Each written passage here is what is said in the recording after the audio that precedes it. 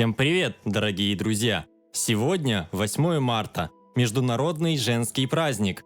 В этот прекрасный весенний день хочу поздравить всех представительниц прекрасного пола с таким важным праздником.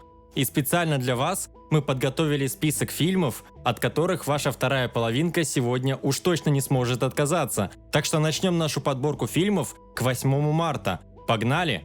Начнем, пожалуй, с серии фильмов о Бриджит Джонс. Их вообще-то выше крыши, но я расскажу о трех главных из них. Первое – это дневник Бриджит Джонс. Бриджит заводит дневник, чтобы описывать свои достижения и победы, как она будет избавляться от лишних килограммов и вредных привычек, а также налаживать личную жизнь. Родители хотят свести ее с сыном соседей, а Бриджит без ума от своего начальника. Неожиданно выбор оказывается совсем непростым. Второй фильм из серии – это Бриджит Джонс «Грани разумного». Бриджит со своим мужчиной живут вместе и подумывают о ребенке. Однако у него обнаруживаются привычки, которые раздражают Бриджит. События развиваются. Мужичок может и разочаровывать, и давать повод для ревности. Бриджит начинает сомневаться. Впереди ее командировка, а там может произойти новая любовная история. И третья часть фильма «Бриджит Джонс 3». Казалось бы, и карьера в гору, и квартира в центре Лондона, но она не была бы Бриджит Джонс, если бы не ее способность оказываться не в то время, не в том месте, не с тем мужчиной. И теперь она понятия не имеет, кто отец ее будущего ребенка, обаятельный миллиардер или известный адвокат. Одним словом, Бриджит Джонс в полной проблеме. «Дыши ради нас». Это британский мелодраматический фильм режиссера Энди Серкиса, сценарий которого основан на реальных событиях.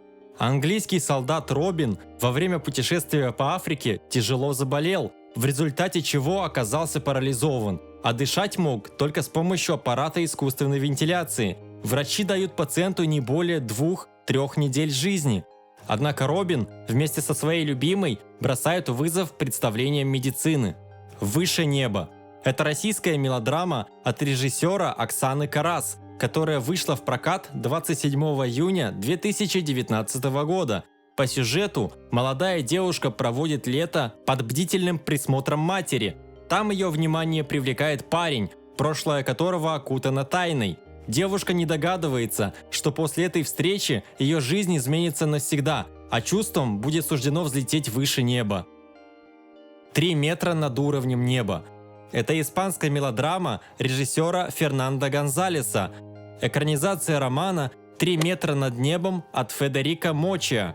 Фильм о истории двух молодых людей, которые принадлежат к разным мирам.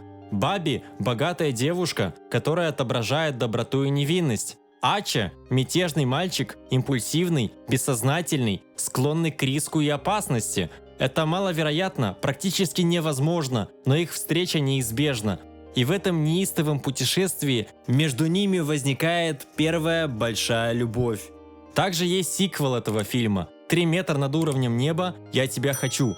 По сюжету Ачи провел в Лондоне 2 года и решает вернуться домой, чтобы начать новую жизнь, устроиться на работу, завести новых друзей. Однако многое изменилось, и встреча с кое-кем заставляет Ача почувствовать то, что уже давно не испытывал – большую и настоящую любовь.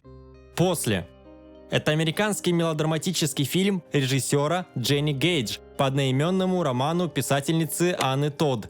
Случайная встреча перевернула их привычный мир. Она – прилежная студентка и образцовая дочь, а он – притягательный бунтарь с непростым прошлым.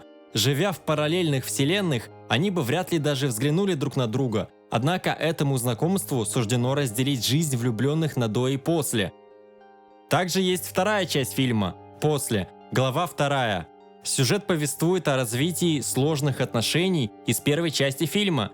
Тесса узнает некоторые подробности из прошлого Хардина, которые отталкивают ее. У Хардина возникают трудности из-за конфликта с отцом и тяги к алкоголю. В то же время в жизни Тессы появился новый соперник за ее сердце – парень Тревор. Что из этого получилось, узнаете в фильме.